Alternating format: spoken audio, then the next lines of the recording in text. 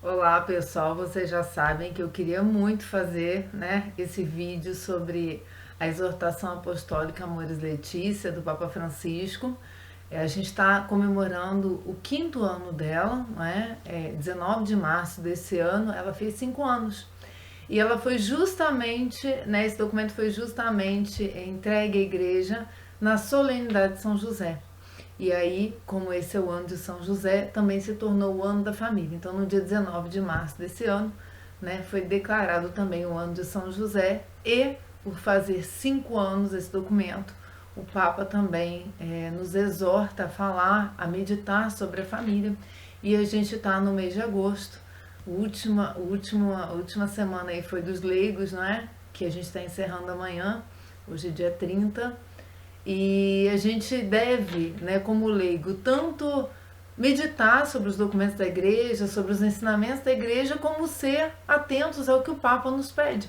E o Papa está nos pedindo para refletir sobre a família. Então, nesse mês das vocações, já no finalzinho, nós começamos com Santo Afonso lá no dia 1º, o dia de Santo Afonso, falando da oração, e vamos encerrar esse mês no dia 30, aqui no canal, falando também da oração, já entrando na Amoris Laetitia, pelo mesmo tema que nós começamos o mês das vocações. Por quê? O Papa fez várias catequeses sobre oração e é um tema que nós tratamos também no mês de julho. Falamos sobre oração através desse livro de Santo Afonso, que, segundo Santo Afonso, é o livro mais útil que ele já escreveu, a oração. E por isso eu quis tanto falar da oração, começar falando da família da oração. Então, o que nós fizemos? Nós fizemos uns recortes do documento da Amoris Laetitia que falam sobre a oração e a importância da oração em família, que isso é um combate, que isso é uma necessidade, que isso faz parte da evangelização, que é uma missão primordial da família, mas também, né, nós devemos nos ater ao que a igreja ensina no Catecismo da Igreja Católica e também pegar mais uns trechinhos de Santo Afonso que vão corresponder com os temas que nós pegamos hoje. Então, nós vamos adentrar no documento da Igreja Amoris Laetitia através do tema a oração. Esse é o resumo dessa introdução que eu queria fazer com vocês. Então, a gente começa rezando, né? Pedindo a Deus as luzes que nos mande através do Espírito Santo para que possamos bem compreender os ensinamentos da Santa Igreja, que ela é mãe e mestra. Então, ela é educadora nossa. Vamos começar com essa oração do Padre Tiago Alberione, fundador dos Paulinos. Em nome do Pai, do Filho e do Espírito Santo. Amém. Divino Espírito Santo, amor eterno do Pai e do Filho, eu te adoro, louvo e amo. Peço-te perdão por todas as vezes que te ofendi em mim e no meu próximo. Vem com a plenitude dos teus dons nas ordenações, nas consagrações e nas crismas. Ilumina, santifica, aumenta o zelo apostólico. Espírito de verdade, consagro-te a minha inteligência, imaginação e memória. Consagro-te, dá-me conhecer Jesus Cristo, Mestre, revela-me o sentido profundo do seu Evangelho e tudo o que ensina a Santa Igreja. Concede-me o dom da sabedoria, da inteligência e do conselho. Espírito santificador, consagro-te a minha vontade. Conduz-me sempre em tudo conforme a vontade do Pai. Concede-me o dom da fortaleza e o santo temor de Deus. Espírito de vida, consagro-te o meu coração. Faze crescer em mim a vida divina. Concede-me o dom da piedade. Amém. Em nome do Pai, do Filho, do Espírito Santo. Amém. Seja sozinhos, seja em família, nós devemos começar a nossa vida diária com essa oração, né? Sempre pedindo que o Espírito Santo, não é, desça sobre nós, né? Ele já está em nós, mas que naquele dia de forma especial as nossas ações sejam entregues a Deus pelo seu Santo Espírito que nos visita, nos convida à oração, como ensina aqui o Catecismo da Igreja Católica. Já em outros vídeos eu falei que a oração é um tema mais abordado do Catecismo da Igreja Católica. Muitos parágrafos, começando do 2558 em diante, fala mais da oração do que do próprio Cristo, quando ensina lá o credo, né? Então, é importante porque é uma conexão, é um mistério, é uma conexão e é um convite de Deus conosco, porque sabemos que não podemos fazer nada com Deus, sabemos que não nos salvamos sem a oração.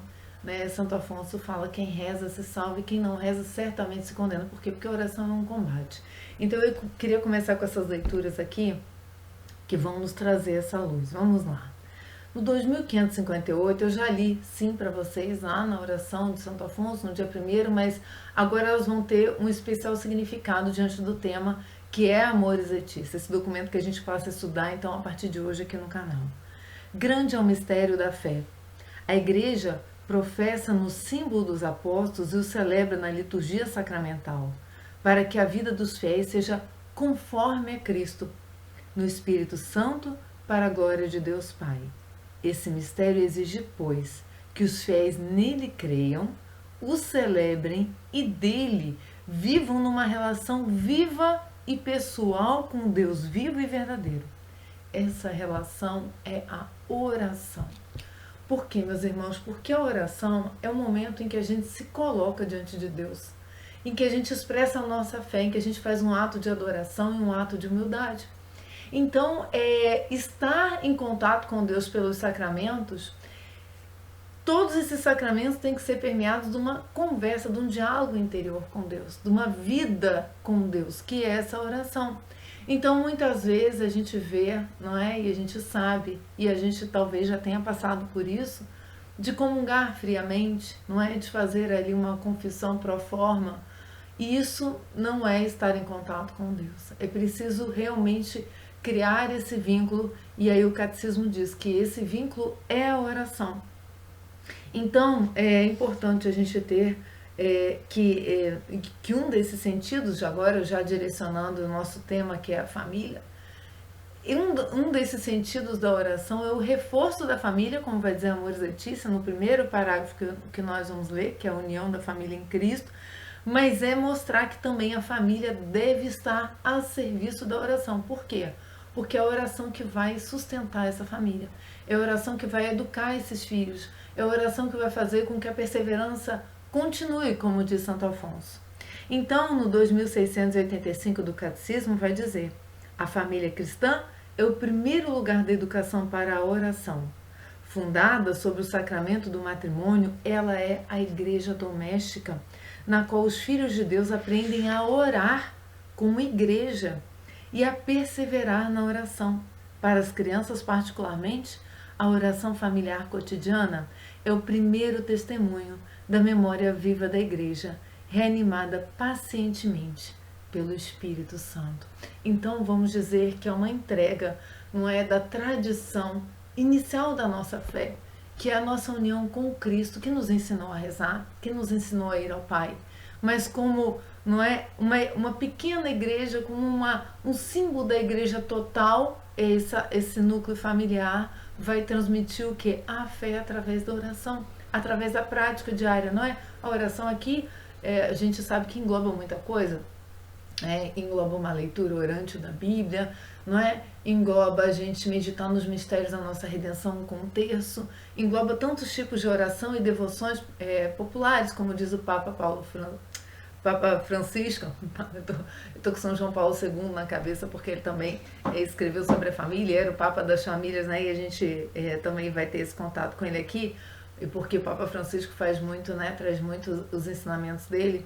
Mas é importante, meus irmãos, a gente ter essa noção de família, porque a família ela tem essa função da santificação. Então, é claro que quando vai formar uma família, você pensa assim numa alegria, você pensa num projeto pessoal, você pensa em querer ver ali os frutos do seu relacionamento com a pessoa que você ama, né, que são os filhos, e você pensa numa série de coisas, mas a família é antes e acima de tudo um caminho, uma vocação para a santidade. Não é? Existem tantas vocações para a santidade, as religiosas, os consagrados, os celibatários, os sacerdotes, mas também existe essa vocação na família. E a família é o caminho de combate, por quê? Porque ela é essa expressão da igreja, não é? Ela é essa expressão do Calvário, não é? Dessa entrega, desse sacrifício, desse amor ágape, que é renúncia e sacrifício, que nós já falamos em outros vídeos aqui. Então, ela sofre um especial ataque. E a oração é um combate por excelência. E ela é um combate interno e externo. Então eu já quero passar para o próximo trecho que eu queria ler com vocês aqui no Catecismo, que o próprio Catecismo diz fala do combate da oração. Então vamos lá. Já que estamos num terreno propício, né, às tentações, ao desânimo, à descrença, a intolerância muitas vezes, né, que se cria ao longo do convívio familiar. Então vamos entender que combate é esse. No 2725 do Catecismo diz que a oração é um dom da graça e uma resposta decidida de nossa parte. Então, o Catecismo também, em outro trecho, ele diz que é a sede de Deus, né, de estar em contato conosco, e provoca em nós também a sede de estar em contato com Ele. Então, é o Espírito, é Deus quem toma a iniciativa de nos buscar, de nos resgatar. Então, por isso que está dizendo aqui, ela é uma resposta decidida da nossa parte. Porque essa resposta do quê? Houve um convite, né? E esse convite é do Espírito Santo. Então, ela supõe sempre um esforço. Não é algo assim, vamos dizer, o nosso natural parar tudo que a gente está fazendo para rezar, ou então fazer o que a gente está fazendo rezando. Mas é preciso que se crie um costume, isso também está na exortação Amores Letícia, o Papa também fala de estar fazendo atividade diária e rezar, mas dizer que os grandes orantes da antiga aliança anticristo, como também a Mãe de Deus, e a gente não poderia deixar Nossa Senhora de fora, porque é uma mulher de oração, uma mulher do silêncio, né? E o silêncio dela significa tantas coisas. E os santos também, com Cristo, nos ensinam. A oração é um combate. Contra quem? Primeiro contra nós mesmos. A gente sabe que dentro a teologia nos ensina, né, que são três as formas de pecar, né? As três vias do pecado. A carne, as tentações do mundo e as do demônio. Mas as dos demônios são as mais fracas. O padre Paulo ensina também no curso de anjos, né?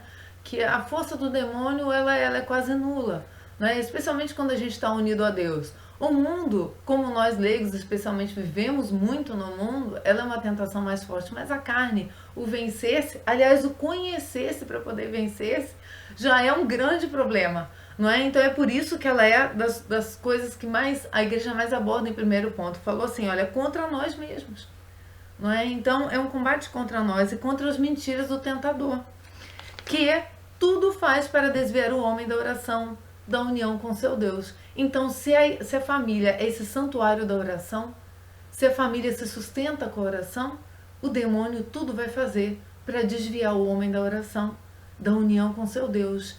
E, por ser, então, a família um especial local de oração, de reforço da fé, é óbvio que é mais um motivo, né, além de ser esse símbolo da igreja, não é? A família doméstica, a igreja doméstica, não é? É mais um motivo também para desviar o homem de Deus. Então vejam, a família, né, por ser esse ambiente propício à oração, ela faz um elo, por estarem unidas as pessoas em dificuldade, a gente vai ver isso também, né? As dificuldades do dia a dia, ela reforça o elo de cada indivíduo dessa família com Deus, e é por isso também que o demônio ataca a família.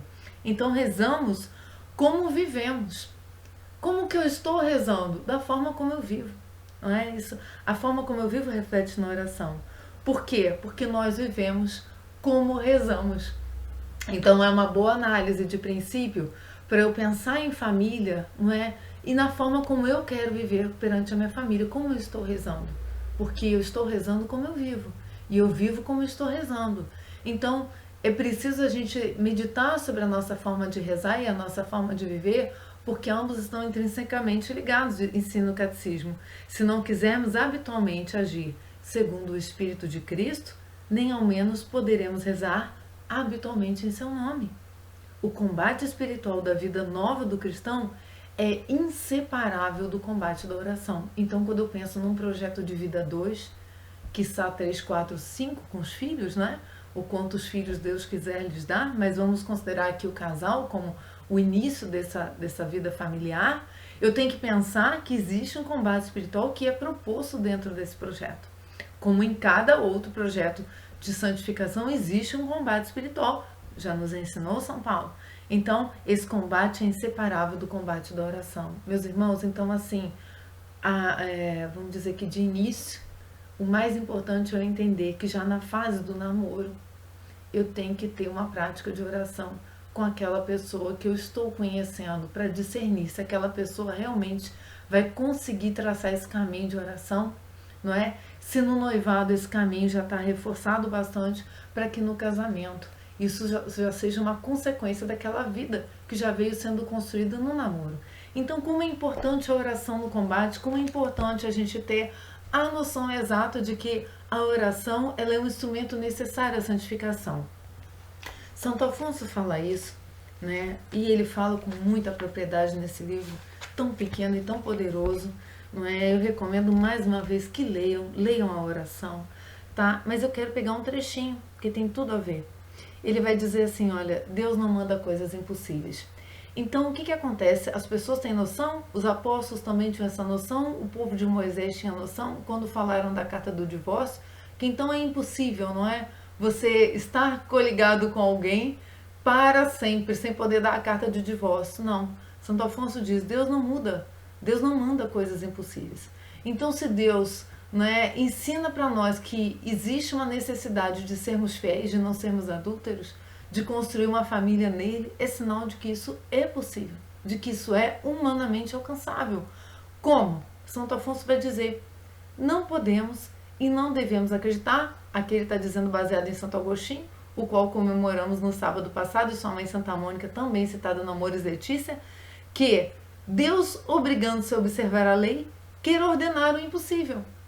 Então, se eu penso agora, agora vamos falar do pré-família, né? Se eu penso em formar uma família já com pensamento, né? Já com uma ideia de que isso é impossível, de que manter uma família unida em Deus é impossível, eu já estou duvidando, já estou fazendo um ato de, né, de ausência de fé, porque Deus não manda o impossível. Santo Agostinho nos diz, fazendo-nos Deus compreender que somos incapazes de observar todos os seus mandamentos, ele nos admoesta a fazer as coisas fáceis, com as graças que nos dá, e a fazer as coisas difíceis com o auxílio maior que podemos impetrar pela oração. Ou seja, os mandamentos que seriam impossíveis de observar sem a ajuda de Deus, é pela oração que nós alcançamos. E isso reflete diretamente na família. Por isso mesmo, cremos com firmeza que Deus não pode mandar coisas impossíveis. E somos advertidos do que devemos fazer nas coisas fáceis e do que devemos pedir nas difíceis. E Santo Afonso aqui não diz, não é, que nós somos advertidos do que podemos fazer nas difíceis, mas do que devemos pedir nas difíceis. Então, se a vida familiar é algo difícil, talvez até impossível, é sinal de que a vida de oração é o sustentáculo dessa família. Porque, perguntará alguém, impõe-nos Deus coisas impossíveis às nossas forças? Justamente a fim que procuremos pela oração o que não podemos com a graça comum. Deus manda-nos algumas coisas superiores às nossas forças, para que saibamos o que lhe devemos pedir. E em outro lugar, a lei foi dada para que se procure a graça é dada para que se cumpra a lei. Ou seja, a lei é dada para que o homem não esqueça de que, para que ele execute a lei, ele precisa ter um elo, um vínculo, essa relação íntima com Deus, que é a oração, segundo lemos no Catecismo. Então, a lei é uma forma de Deus nos atrair a Ele. Ora, a vocês é muito difícil, mas se unam comigo. Eu convido, se unam comigo, porque em oração eu vou conceder graças maiores às coisas difíceis. Então, a lei não pode ser observada sem a graça. E Deus, para este fim, deu a lei, para que sempre suplicássemos a graça necessária. Para quê? Para observá-la, para cumprir os mandamentos, como diz Cristo. Quem me ama, cumpre os meus mandamentos. Ou seja, quem me ama está ligado comigo pela oração, para que possa cumprir os mandamentos. E de novo, em outro lugar, diz ele, a lei é boa, se dela fizermos bom uso. Em que consiste, pois, o bom uso da lei?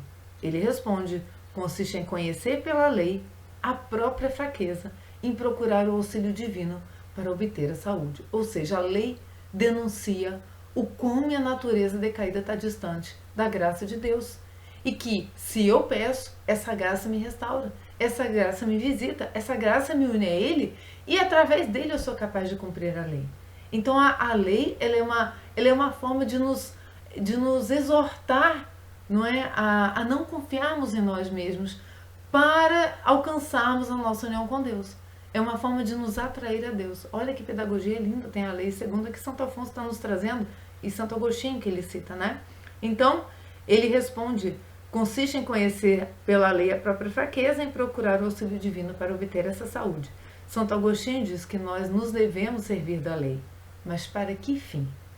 Né? Para que fim eu tenho que cumprir né, esse sacramento, né, para que fim eu tenho que ser fiel, eu não posso praticar adultério, eu tenho que me unir, eu tenho que obedecer, eu tenho que estar ali presente no repouso dominical, como diz o Papa Francisco, na Eucaristia, que através da oração eu busco esse ápice da vida familiar, que é a Eucaristia. Que fim? Para conhecermos por ela o que sem ela seria impossível, a nossa incapacidade para observá-la, a fim de que com a oração alcancemos o auxílio divino que cura a nossa fraqueza. Esse era o trecho que eu queria pegar, por quê? Porque, gente, se eu tiver que falar em combate, eu tenho que falar em falta de força. Porque muitas vezes a gente acha que esse combate, vamos dizer, eu tenho uma fórmula específica para vencer. Não, não é? O demônio é astuto, ele conhece a nossa fraqueza, ele sabe essa impossibilidade. Agora, eu sei da minha impossibilidade? Né? Eu sei do ensinamento desses doutores da igreja, Santo Afonso e Santo Agostinho, São Tomás de Aquino, que Santo Afonso também não cansa de citar nesse livro. Então é preciso a gente conhecer o nosso nada. Aí sim eu consigo pensar em família.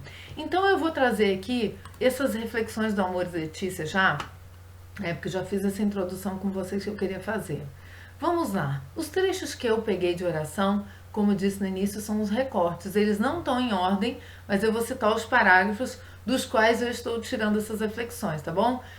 Primeira coisa que eu pensei foi o 317, tá? Ele é um documento bastante grande, ele tem 325 parágrafos, mas preste atenção nesse 317 para a gente começar, quando ele fala unidos em oração à luz da Páscoa. A gente sabe que a gente está vivendo a nossa Páscoa. Que Páscoa é essa? É a nossa passagem pelo mundo, é o nosso êxodo. Estamos voltando, como prefigurava, né, o povo lá judeu, né, o povo hebreu, estamos prefigurando o nosso encontro com Deus, né, o nosso encontro definitivo. Então, unidos em oração à luz da Páscoa, olha que importante. Se a família consegue concentrar-se em Cristo, ele unifica e ilumina toda a vida familiar. Os sofrimentos e os problemas são vividos em comunhão com a cruz do Senhor e abraçados a Ele, pode-se suportar os piores momentos. Nos dias amargos da família, há uma união com Jesus abandonado que pode evitar uma ruptura.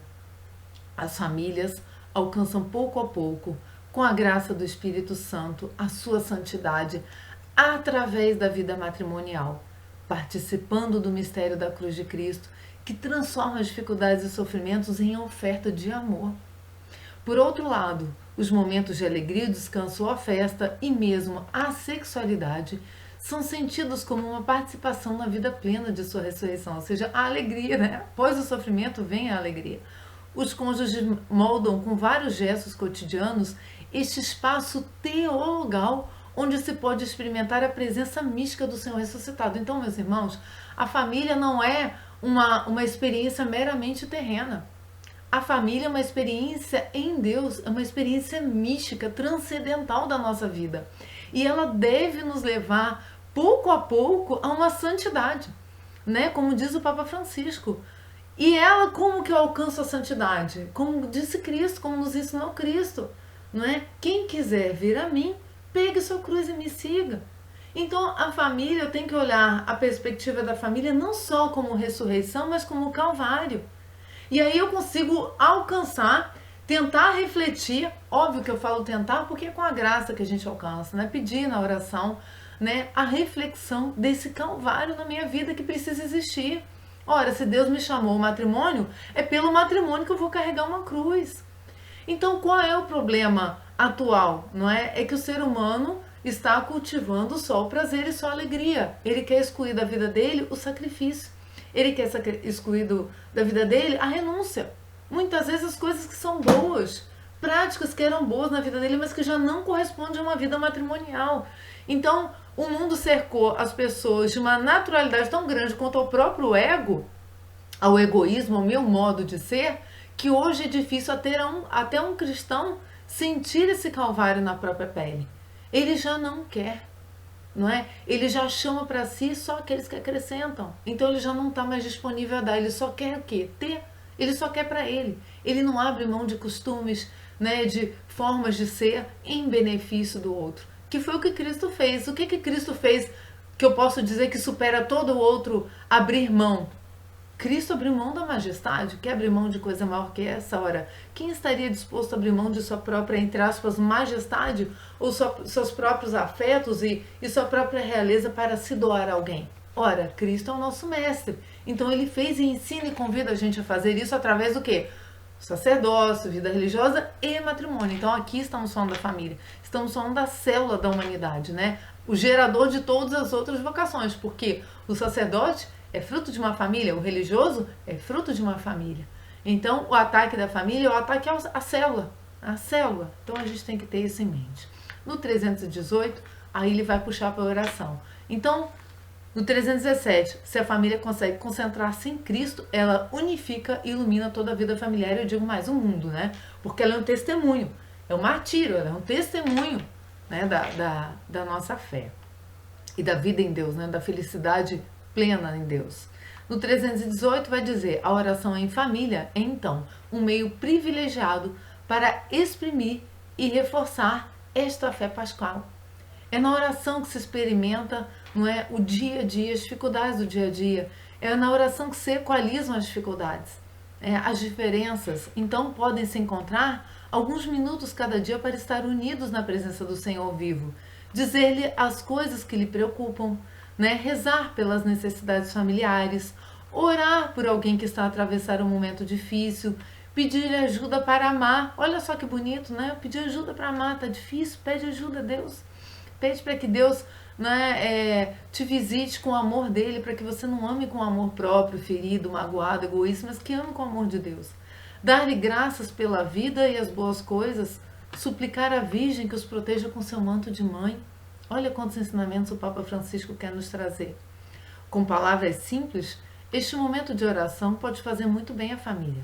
As várias expressões da piedade popular são um tesouro de espiritualidade para muitas famílias. Olha aí, o que eu falei no início, que ele fala muito dessas piedades populares. O que são? São as novenas, né? São as orações comuns, né? Que a gente já está acostumado a fazer. Os atos de piedade, né? O culto, né? A meditação da vida dos santos, que tanto nos ajudam a configurar a nossa própria vida, porque tem santos que também tiveram suas famílias e tiveram dificuldades familiares. Então, né? Esse é um convite que o Papa fala. Com palavras simples, este momento de oração pode fazer muito bem à família. O caminho comunitário de oração, aí é o que eu falei no início também, atinge, não é, o seu ponto culminante ao participarem juntos na Eucaristia, sobretudo no contexto do descanso dominical, não é? Então, o que acontece? O domingo é um dia muito favorável a essas reflexões em família, né? Um dia em que todos normalmente estão aí no descanso, e se não estão todos no descanso, é bom procurar um dia além do cumprimento, não é, do mandamento de ir à missa aos domingos, não é, mas buscar esse momento de encontro. E aqui o Papa Francisco está dizendo, especialmente no descanso dominical. É o momento em que o quê? Jesus bate a porta da família para partilhar com ela a ceia eucarística. Então é a união em Cristo, como disse o 317, que frutifica nesse espelho, na família. Então isso é uma busca, meus irmãos, isso é um esforço. Aqui os esposos podem voltar incessantemente a selar a aliança pascal que os uniu. Ou seja, naquele mistério do Calvário da missa, os esposos também se unem naquele cálice no Calvário do seu sacrifício matrimonial, que é o outro sacramento. Então é um momento crucial de união, não é? Nessa aliança pascal que os uniu. Se existe sacramento é porque Cristo veio e se entregou. E é através daquele lado aberto, que figura a união do Adão e Eva, é que Cristo dá a força para esse casal seguir unido. Então essa união de Cristo com a igreja é também a união, como diz São Paulo, né? O homem em cabeça como Cristo, que dá vida pela esposa, e a mulher ali com o esposo sendo, né, aquele auxílio eficaz, aquela pessoa que sustenta a missão na casa, no lar, e que muitas vezes também ajuda colabora diretamente na missão do marido e vice-versa. Aqui os esposos podem voltar a essa aliança pascal. A Eucaristia é o sacramento da nova aliança, em que se atualiza a ação redentora de Cristo, que, né, constatamos assim os laços íntimos que existem entre a vida conjugal e a Eucaristia. Olha que simbologia bonita, né? E aí, gente, dá para perceber, né? Por que o ataque, né? Porque esse Calvário, esse ato salvífico de Cristo, ele foi levado à reflexão da humanidade através do matrimônio. É por isso que há esse ataque tão forte do maligno. O alimento da Eucaristia é, portanto, por estar figurado nisso, né? E por ser o ápice da vida cristã, né? Os documentos da igreja dizem isso, a Eucaristia é o ápice da vida cristã, seja em qualquer vocação que seja, o alimento é a força e estímulo para viver cada dia a aliança matrimonial como igreja doméstica. E sabemos que a igreja doméstica é o ambiente propício à oração, como disse o catecismo. Então vamos vendo que raciocínio bonito a igreja vem nos trazendo, né? No trechinho em que o Papa Francisco fala dos filhos como rebento de oliveira, ele está falando mais uma vez dessa figuração de Cristo, né? E nós estamos alicerçados em Cristo. Vejam aqui o parágrafo 14, agora eu estou bem no início do documento. Se os pais são como que os alicerces da casa, os filhos constituem as pedras vivas da família. Ora, eu e você não somos pedras vivas da igreja? Nós somos.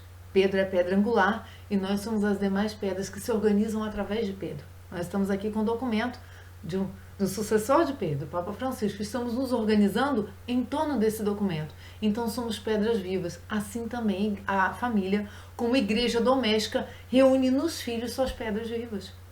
Tendo como cabeça quem? O esposo, não é? Cristo, presente ali, se doando, se entregando, não é? E a esposa sendo esse suporte total, que é a igreja, mãe e mestra. Então a esposa é aquela educadora mesmo, mestra pelo seu exemplo, também de doação com o esposo.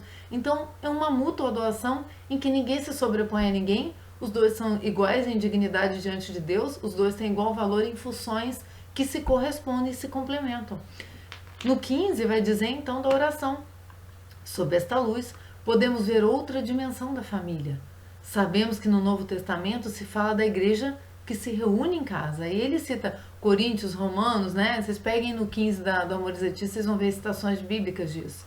O espaço vital de uma família podia transformar-se em igreja doméstica, né? À luz do que diz São Paulo, não é? Então, parei que entrou uma interferência aqui na minha tela. Um momento, por favor. Não sei de onde que entrou aqui na frente do meu documento, mas, enfim, sabemos que o combate é o combate. Olha aí, não cliquei em nada e entrou aqui uma tela. Vamos lá. É bom que a gente continue com mais força. Então, o espaço vital de uma família podia transformar-se em igreja doméstica, em local da Eucaristia, da presença de Cristo sentado à mesma mesa. Não é? Então, como que eu olho para a minha família? Né? Como que eu olho como esse espaço da igreja? Vamos dizer, meus irmãos, que existe a igreja total, a igreja de Cristo, mas existem reflexos, né? Pequenos exemplos, né? Pequenas comunidades de vida que são a igreja, né? Que são também igreja, que é essa igreja doméstica. É por isso que é importante fazer essa figuração sempre da Eucaristia, né? Cristo sentado à mesma mesa. Inesquecível a cena descrita no Apocalipse, aspas, olha que eu estou à porta e bato. Se alguém ouvir a minha voz e abrir a porta, eu entrarei na sua casa e cearei com ele e ele comigo. Então, vou voltar aqui um pouquinho acima, é o 317, né, que nós pegamos. Olha, se a família consegue concentrar-se em Cristo, se abre essa porta e permite que Cristo entre, o que acontece com a família? Ele unifica e ilumina toda a vida familiar. Então, vai dizer, esboça-se assim uma casa que abriga no seu interior a presença de Deus. E o que? A oração comum e, por conseguinte, a bênção do Senhor. Então, é através da oração comum que Cristo também se faz presente. Olha a importância da oração. Aí no trechinho seguinte, em que o Papa fala da ternura do abraço, ele está falando da importância de resgatar a ternura na vida familiar. Não é que com corre-corre do dia a dia e tudo mais, que essa ternura às vezes é posta de lado e se troca muito para um lado prático de autossustentação, não é? De colaboração, mas sem a ternura. O Papa Francisco diz que não, é preciso resgatar a ternura. E no 29 ele diz que com esse olhar feito de fé e amor, de graça e compromisso, de família humana e trindade divina, veja, um tempo inteiro o Papa Francisco está refletindo em quê? Numa questão teologal e transcendente. O Papa Francisco em nenhum momento ele está se fixando numa lógica passageira, entendem? Numa filosofia de vida terrena, não. Ele está o tempo inteiro trazendo a família como um calvário, um resgate e uma ressurreição, né? Calvário, ressurreição. Calvário, ressurreição. Muito bonita com esse olhar feito de trindade divina, né, e família humana, contemplamos a família, que a palavra de Deus confia nas mãos do marido, da esposa e dos filhos, para que formem uma comunhão de pessoas que seja imagem da união entre o Pai, o Filho e o Espírito Santo. Olha que beleza, a trindade, né? Configurando, né, na família a sua própria existência, né? É o reflexo da Trindade Santa. Por sua vez, a atividade geradora e educativa são atividades primordiais da união entre o marido e a mulher, não é? Eles estão ali para quê? Para se alegrarem, não é? Para celebrarem a vida, para louvarem a Deus juntos pela alegria, pelo prazer e por toda a graça que é dada, né, no homem e na mulher, mas é por isso mesmo que não é um amor estéril. E eu não estou falando aqui de problemas de saúde, eu estou falando aqui de frutificar em sementes, seja nos filhos, seja na sua vida de comunidade paroquial. Então a vida familiar não é fechada em si mesma, ela não é autorreferencial, como disse o Papa Francisco na Fratelli Tutti, ela é geradora de vida e educativa, é um reflexo da obra criadora do Pai. A família é chamada a compartilhar a oração diária, a leitura da palavra de Deus e a comunhão eucarística para fazer crescer o amor e tornar-se cada vez mais um templo onde habita o Espírito. Olha que importância, mais uma vez, a oração aqui no Papa Francisco, dizendo que a oração diária ela é um instrumento para que o Espírito habite neste templo de amor, né? Crescer o amor e tornar-se cada vez mais um templo do Espírito, através do quê? Dessa comunhão de vida que se reflete e tem seu ponto máximo na comunhão eucarística. Mais um trechinho, aqui quando o Papa Francisco fala da preparação para o casamento, também ele ressalta a importância da oração. Vejam bem, com os preparativos do casamento, com o corre-corre de igreja, de festa, o Papa Francisco diz assim, há muitos noivos que chegam exaustos, né? O Papa já foi padre, né, gente? A gente pode esquecer disso, então ele está acostumado a uma vida paroquial também. Então há muitos casais que chegam exaustos, chegam só pensando em finanças, em festa e não sei o quê. O Papa faz uma exortação, ele diz assim, queridos noivos, tende a coragem de ser diferentes, sejam assim não vos deixeis devorar pela sociedade de consumo e da aparência. O que importa é o amor que vos une, fortalecido e santificado pelo quê? Pela graça. O que importa é isso. Vós sois capazes de optar por uma festa austera e simples, não uma festa assim, né, resumida, né, para colocar o amor acima de tudo.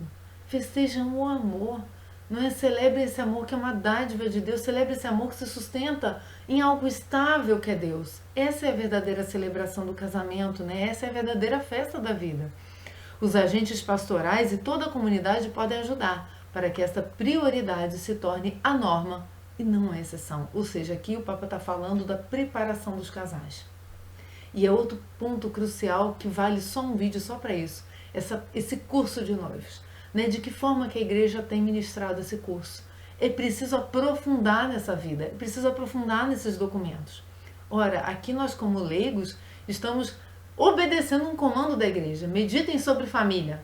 Então isso já ajuda e muito, mas é preciso que em cada comunidade, em cada paróquia, isso seja aprofundado, né? E que isso se torne uma norma e não uma exceção. Que isso seja a primeira coisa a ser levada aos noivos. Essa é a importância de celebrarem o amor de verdade. Não um amor só de alegria, o amor não é de que vamos ter quantos filhos e vamos limitar o resto. Não, um amor de entrega total, que é o sacramento. O sacramento, nenhum sacramento é limitado. Todo sacramento pede a nossa totalidade. Porque o sacramento é a presença de Cristo. E Cristo se entregou como? Na sua totalidade. Não é? Então é tão importante a gente ter essas referências. Aí vai para o 214. Às vezes os noivos não percebem o peso teológico e espiritual do consentimento, que ilumina o significado de todos os gestos sucessivos.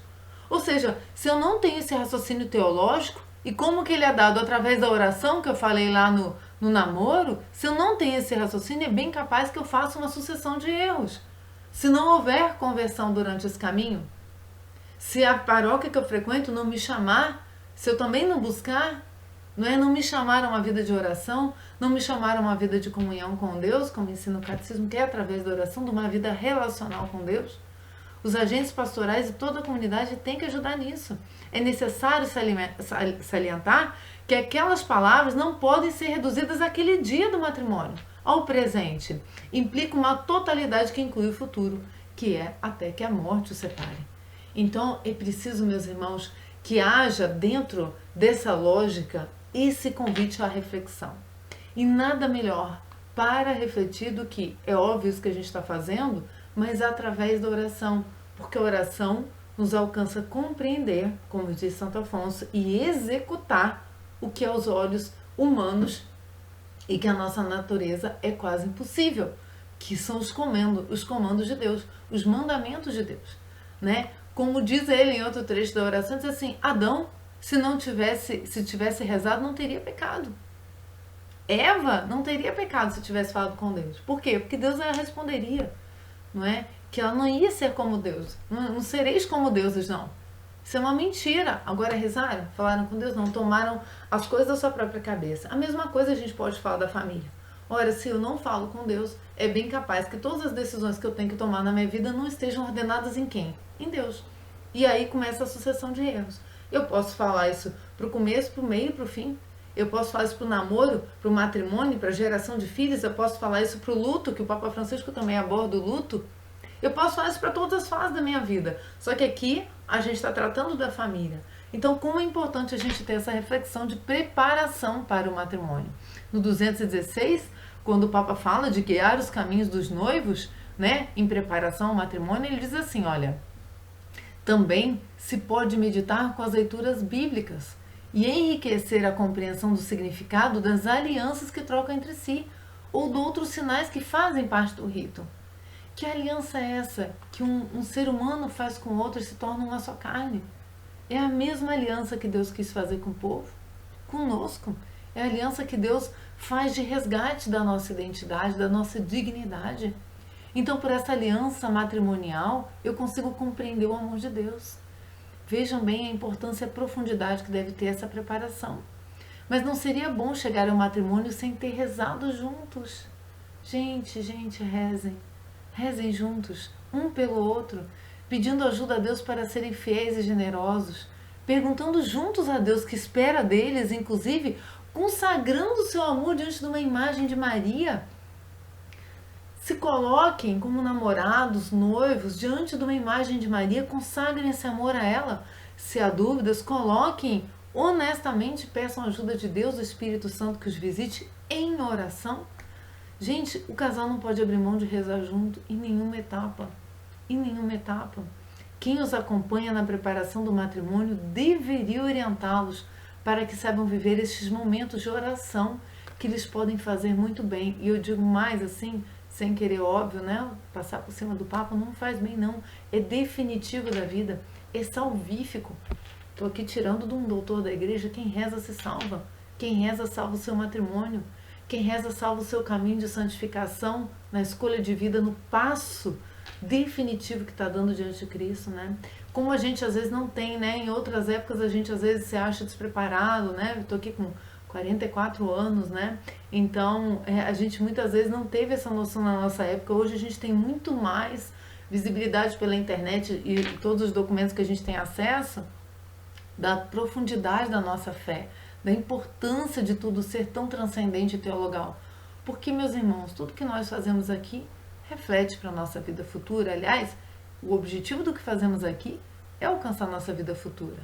Então, vamos um pouco mais adiante. No 218, vai falar do acompanhamento desses primeiros anos. Então, passou aquele momento de preparação, agora vamos falar da oração nesse acompanhamento, né? Como isso deve se desdobrar. E a seguir vamos falar da questão dos filhos.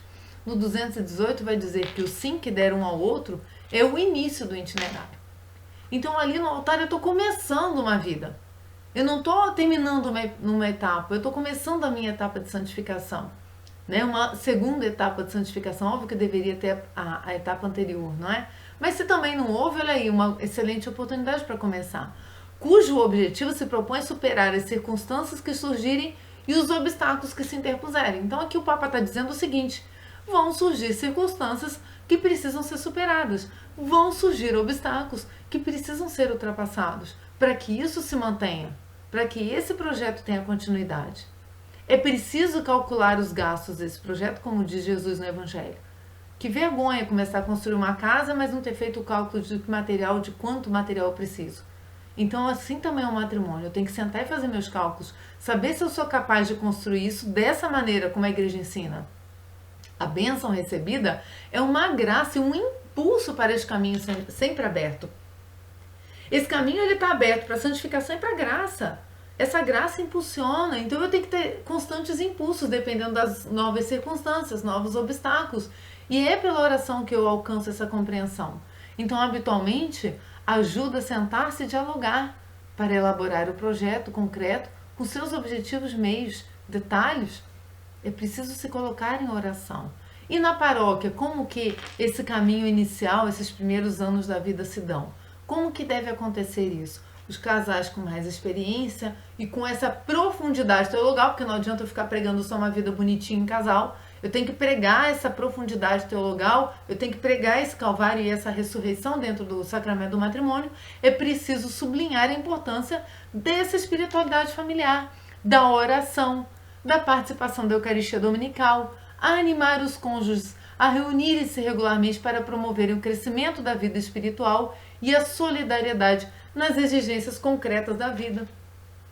É preciso reforçar agora essas bases, né? Liturgias, práticas devocionais, olha aí as devoções, né?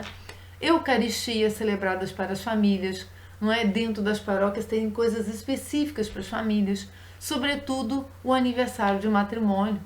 É preciso que toda a igreja celebre esses aniversários de matrimônio como um símbolo daqueles que virão e daqueles que já existem, né? Então que a igreja sempre celebre, aprende a celebrar esses aniversários de matrimônio, é o que o Papa está querendo dizer.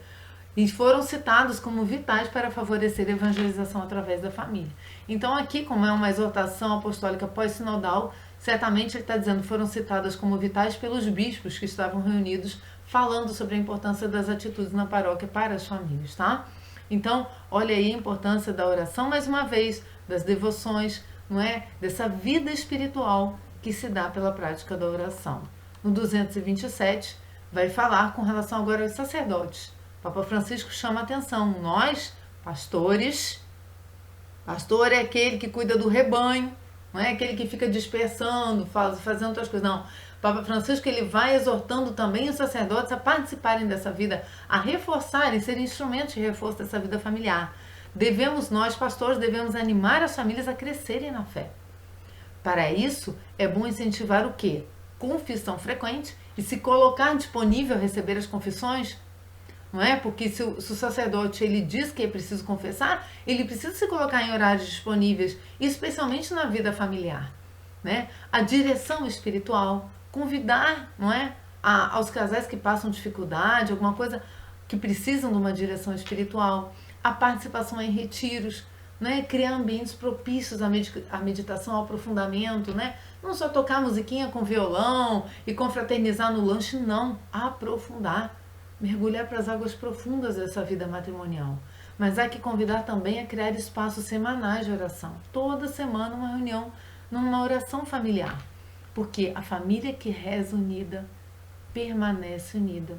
Então vamos mais uma vez voltar ao 317, a união em Cristo. Cristo promove a unidade da família. E aí, por isso é tão importante rezar em família. Aqui eu ainda falo, esse espaço semanal é para quem realmente não tem a menor chance de rezar diariamente, mas há que se ter a chance de rezar diariamente, nem que seja na madrugada, nem que seja com esforço máximo, não é? Então, aqui ele vai falar da questão dos filhos e do exemplo para os filhos na oração. O amor que se torna fecundo no 165. O amor sempre dá vida. O amor sempre frutifica. Por isso, o amor conjugal não se esgota no interior do próprio casal. O casal precisa estar aberto a frutificar, seja na vida eclesial, seja na vida matrimonial. Os cônjuges, enquanto se doam entre si, doam para além de si mesmos a realidade do filho, reflexo vivo do seu amor, sinal permanente da unidade conjugal e síntese da vida indissolúvel de ser pai e mãe. Ou seja, como eles são pedras vivas dessa igreja doméstica, a partir do batismo, meus irmãos, nós também não nos separamos mais da igreja nunca mais. Seremos julgados porque estamos unidos em Cristo. E seremos julgados a partir desse espelho, que é Cristo. Então é importante que essa unidade saia desse casal e frutifique exteriormente. Por quê? Porque isso vai agregar mais, vai aumentar ainda mais o trabalho do casal, vai fazer com que esse esforço para criar esses filhos, educar esses filhos, não é? Catequizar esses filhos, que é uma atividade primordial do casal, e o Papa também exorta que nas catequeses se dê muito valor à catequese dos pais em casa, não é? É preciso que através desse esforço esse casal se santifique sempre mais e ajude essas novas vidas de Deus, para Deus, a se santificarem também. Olha aí vem uma dimensão de desdobramento desse calvário, né? E dessa redenção. Então, vai dizer também que no 69 os pais devem preparar na gravidez com oração, confiando o filho a Jesus já antes do seu nascimento. Então ali já há uma vida, ali já há uma alma, ali já há um ser que precisa já por ele, para ele, haverem orações, oferecimentos, uma entrega, uma consagração a Deus, nosso Senhor, né? E eu ainda digo mais, pelas mãos de Maria, né? Porque aí eu faço uma entrega perfeita pelas mãos de Maria a Cristo. Olha aí, consagrar o filho no ventre a Maria.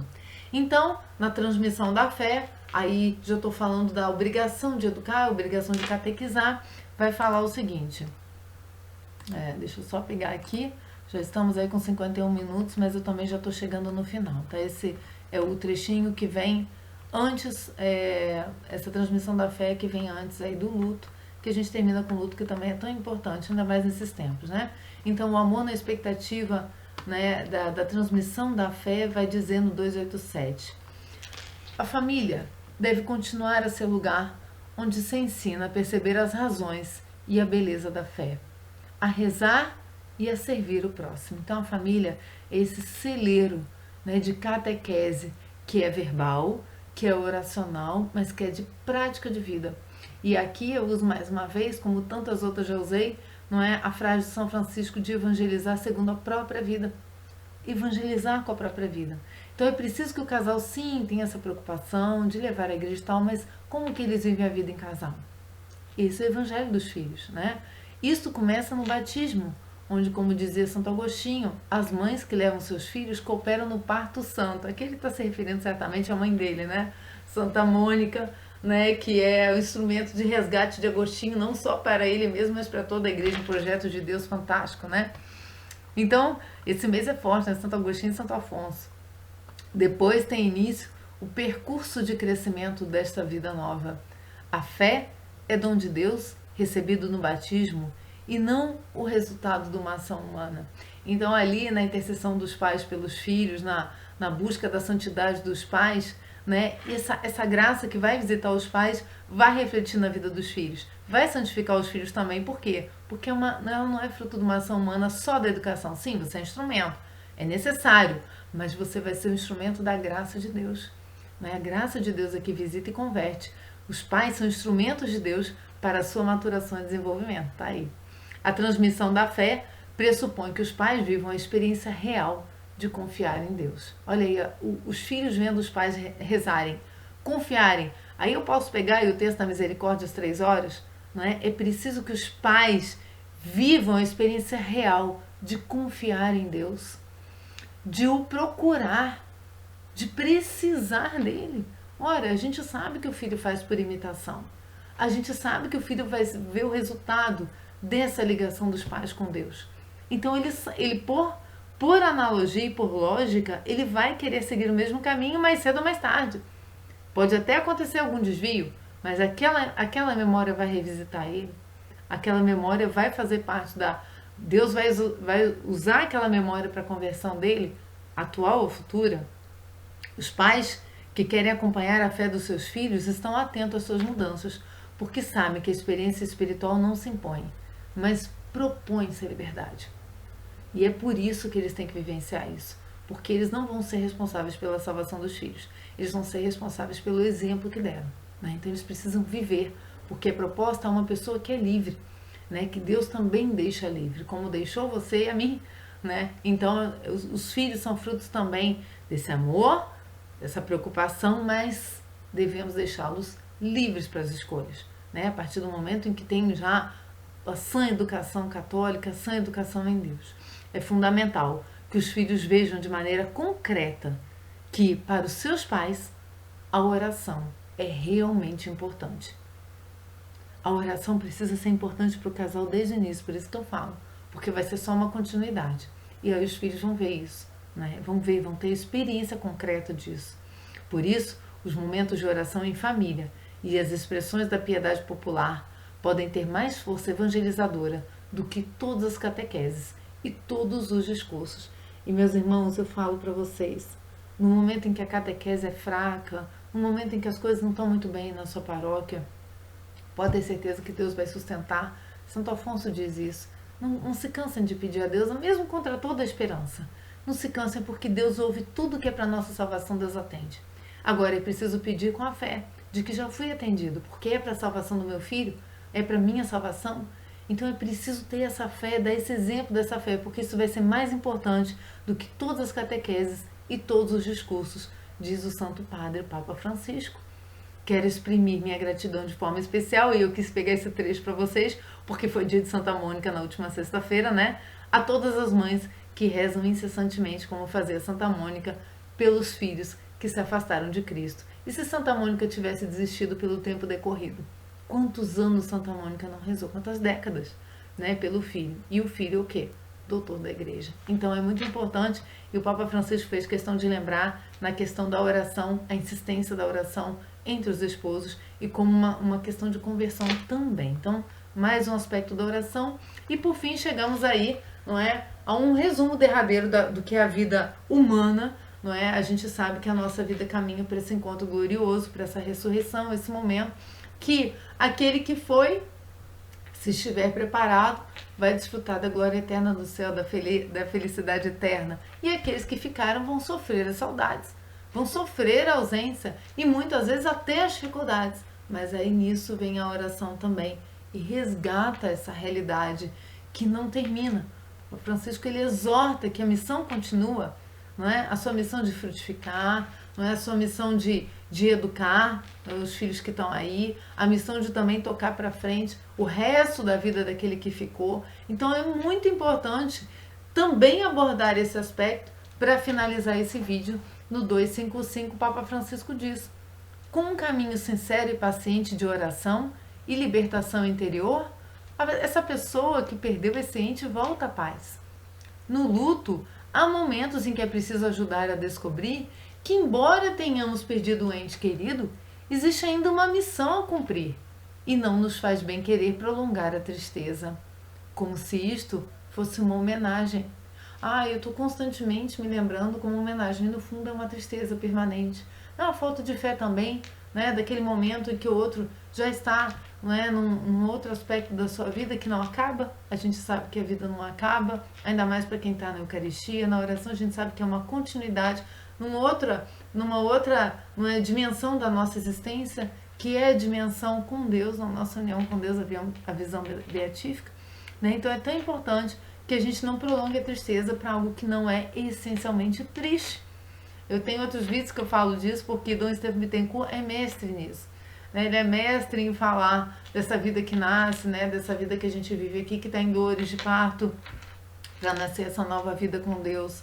Então, como é importante a gente ter, mais uma vez, o aspecto transcendente da família e da vida humana, né? O amor possui uma intuição que lhe permite escutar sem sons e ver no invisível. Ou seja, essas duas pessoas que estão ligadas, né, elas podem estar em oração uma pela outra mesmo após a morte. A igreja também ensina isso, tá? A igreja também ensina nessa intercessão dos que estão aqui, pelos que já foram, e dos que já foram pelos que estão aqui. Ora, é preciso rezar para manter essa conexão. E é por isso que no luto há momentos, né, em que a gente precisa se abrir para essa oração, que vai levar essa libertação desse aspecto material da vida. Isso não é imaginar o ente querido. Essa intuição que ele falou aqui não é imaginar o ente querido como era, mas poder aceitá-lo transformado como é agora, né? E essa transformação nós precisamos, meus irmãos, aceitar que ela precisa acontecer em nós. Ela precisa refletir na vida, nesse caminho de preparação para a vida matrimonial, porque a gente tem que ir se transformando e chegar à nossa estatura, que é a estatura de Cristo.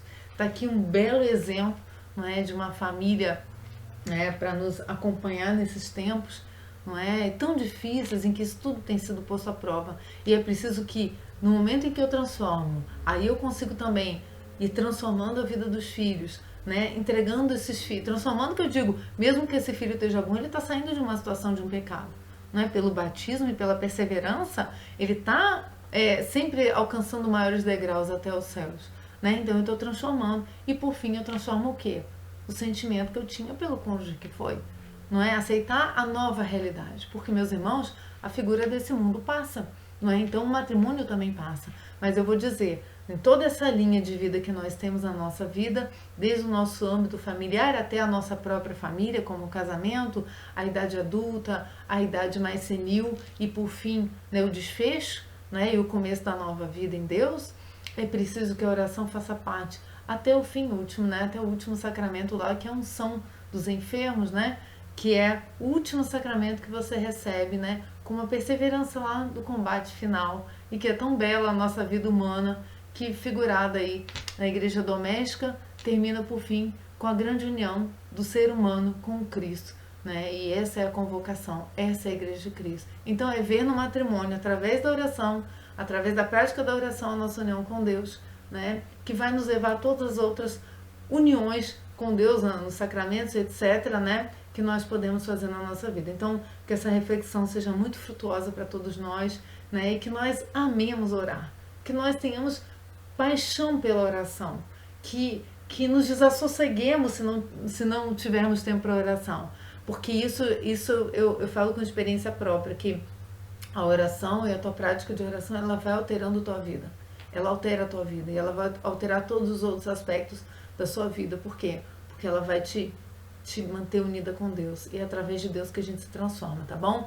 Fiquem com Deus, salve Maria Santíssima, que São José nesse ano também interceda por todas as famílias, ajude ele, que é o protetor da Santa Igreja, também é o protetor das igrejas domésticas. Fiquem com Deus e até mais.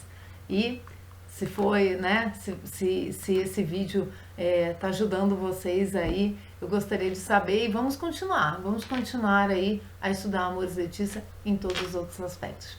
Até mais.